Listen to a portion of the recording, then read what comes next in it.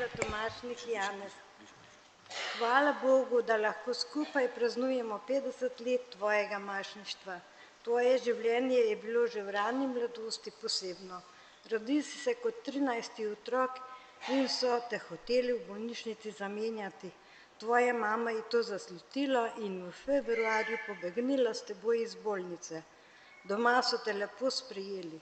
V otroštvu si bil zelo živahen, ušpičil si marsikatero neumnost. Ko si se vrnil v služenje vojaškega roka, pa si nas vse presenetil z odhodom k jezuitom. Odločen si bil, da boš odšel v misijone. To ti je uspelo, saj si kar 48 let deloval v misijonu v Zambiji. Spoznal si tamkajšnje ljudi, njihov način življenja. Gradil si cerkve, tudi vodnjake. Bil si zelo uspešen. Večkrat si bil tudi v življenjski nevarnosti, a hvala Bogu si še vedno z nami. Veseli smo, da si se vrnil, saj je bila to najbrž Božja volja. Ostani takšen še naprej.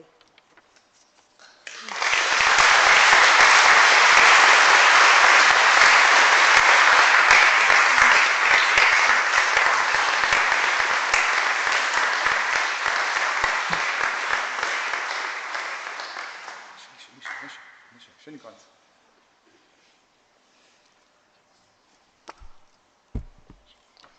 Dragi Janez, ob praznovanju 50-letnice tvoje duhovniške službe ti iz srca čestitamo in se vsi sorodniki zahvaljujemo Bogu za tvojo svetlo duhovniško pot ter za tvoje ponižno in nesebično služenje Božjemu ljudstvu. Tvoj zgled skromnega in požrtvovalnega dušnega pastirja, tvoja topla beseda slehernemu človeku v stiski, tvoja bližina vsem, ki so te želeli imeti ob sebi v težkih trenutkih življenja.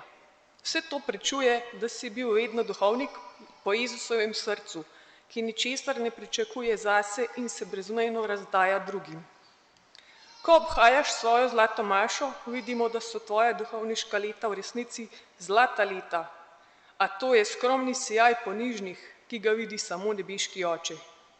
Za vse to, dragi Janez, se ti danes srčno zahvaljujemo in se veselimo s teboj. Bog te živi.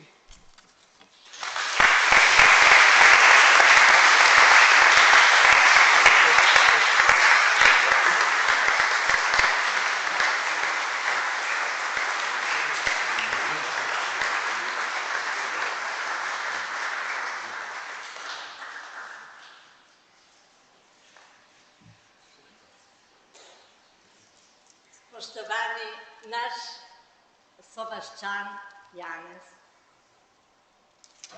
bodi dober kakor ta kruh, ki smo ti ga spekli v zahvalo za vse, kar si dobrega storil v življenju. Naj te Bog in Mati Marija varujeta na vsakem koraku v tvojem nadaljnjem življenju. Hvala lepa.